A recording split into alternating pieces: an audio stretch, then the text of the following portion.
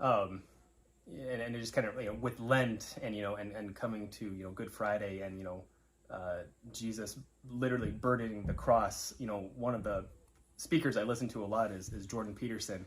And I think about Jesus carrying the cross every time he says this, but he says, the purpose of life isn't necessarily to be happy, but to carry the largest burden you can and bear it. Mm-hmm. And I didn't quite understand that at first. I was like, that sounds kind of horrible, Yeah. Like you want to be happy in life. Right. Like, happiness comes with serving others, and bearing the heaviest burden, doing what you can for other people, not for yourself, but for other people, carrying those burdens. Mm-hmm. And then happiness comes. And so, every time I think about it, it's coming into the Lent time and where he's carrying the heaviest burden, his own cross, to his death for us. Right. I mean, it gets deep when you start thinking about these things. Oh, yeah.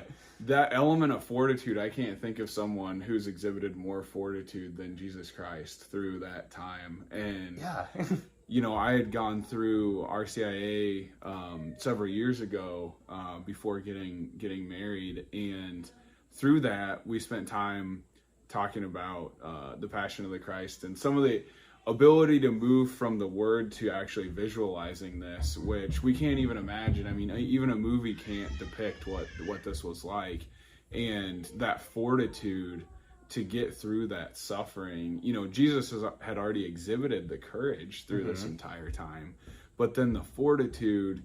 And sometimes I think that, pain, enduring that pain can actually inspire more people to follow as Jesus had there, and I think in our families too, as we're raising kids, we're not going to go through great times, right? Mm-hmm. There's going to be really tough times, and if they can see that we lead through that and we don't just sort of jump from it or step back and take the easy route, there's hopefully some gain through that too. Well, and pain and fortitude is what gives people wisdom and help other people's, because it's hard to help someone when you haven't gone through something of some pain. And some people think that pain is just physical, but there's emotional, and which is more powerful than physical, because it then causes physical pain. Right. I hate saying it, because I went through a lot of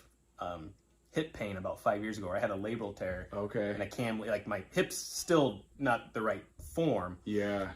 And I don't even know if I told Jenny this, but I was taking 15, 16 Aleve a day to get through the day. Yeah. And that pain, and I was just trying to fake it. Like, everything's fine. Everything's fine. Right. How are you doing? I'm fine. And with really nothing about me was fine. Yeah. And then realizing that I was going down the wrong path. Mm-hmm. I was seeing how people get addicted to substances. Like, I had Aleve everywhere, in my truck, in my pocket, in my book bag. Of course. And nobody knew about it. And I was like, I got 30 seconds. I'll pop these real quick. Yeah. And then I figured out how to get through that pain. Still to this day, about an hour of stretching every morning to not have it. Yeah. But that made me, full circle, that made me a better practitioner. Yes. Because now before then, I'll be honest, I never had a lot of pain physically in my life. And that was excruciating.